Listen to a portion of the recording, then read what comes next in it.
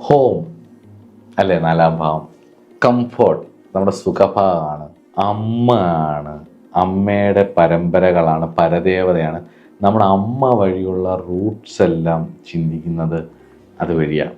ലഗ്നാധിപൻ 4-ൽ നിൽക്കുകയും അത് ബെനിഫിറ്റ് ആകുകയും ചെയ്താൽ, ശുഭനാവുകയും ചെയ്താൽ നല്ല കംഫർട്ടുള്ളൊരു ഫാമിലിയിലായിരിക്കും ജനനം.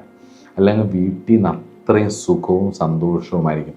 സാമ്പത്തികമല്ല കേട്ടോ, സാമ്പത്തികം കിട്ടും, പക്ഷെ അതിനേക്കാളും ഉപരി ഒരു സ്നേഹവും സന്തോഷവും വീട്ടിൽ നിന്ന് കിട്ടും. അതൊരു വലിയ ഭാഗ്യമാണ്, വലിയ സുഹൃതമാണ്. ഒരുപാട് കഷ്ടപ്പെട്ട് എല്ലാം നേടിയിട്ടും വീട്ടിലേക്ക് വന്ന് കയറുമ്പം അയ്യോ വീട്ടിലോട്ട് പോകണോ എന്ന് ആലോചിക്കുന്ന ഒരുപാട് മനുഷ്യരുണ്ട് നമ്മുടെ ചുറ്റും.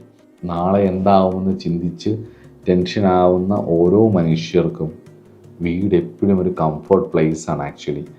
അത് കിട്ടുന്ന ഒരു സ്ഥലം എന്ന് പറയുന്നത് ഒരു ഭാഗ്യമാണ്. ലഗ്നാധിപൻ 4-ൽ നിന്നാൽ ഉറപ്പായിട്ടും നല്ല ബെനിഫിറ്റ് ആയാൽ അത് കിട്ടും, 100% ഉറപ്പാണ്.